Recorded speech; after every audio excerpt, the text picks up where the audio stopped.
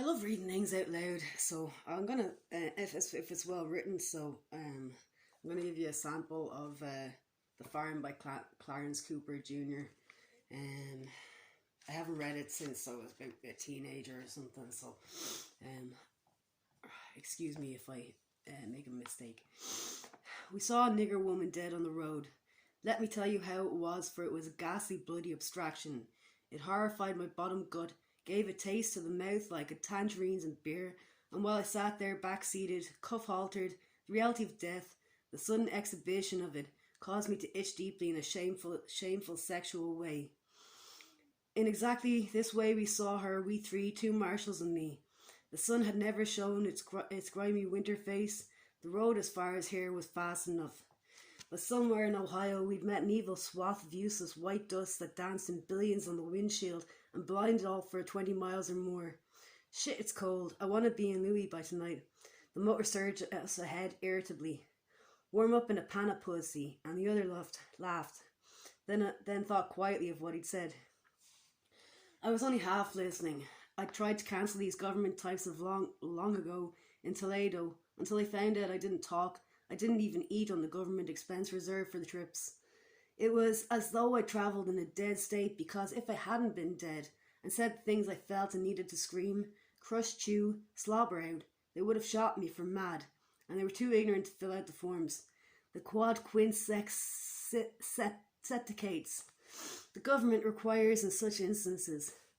All I wanted to do was get the hell to where it was we were going and ease my raw, travel-splintered ass. The trip from Danbury Correctional Institution was the worst I'd ever experienced in a lifetime of riding in the back seats of cop cars.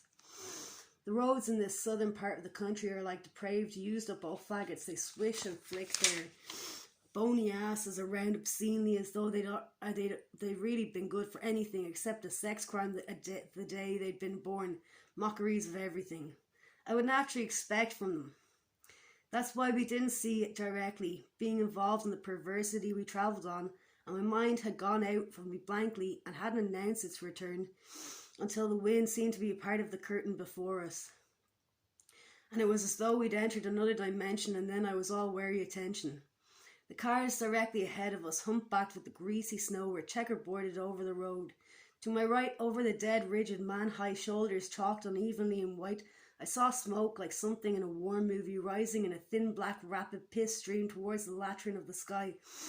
But I was at least several hundred yards ahead, around curves we had yet to manage.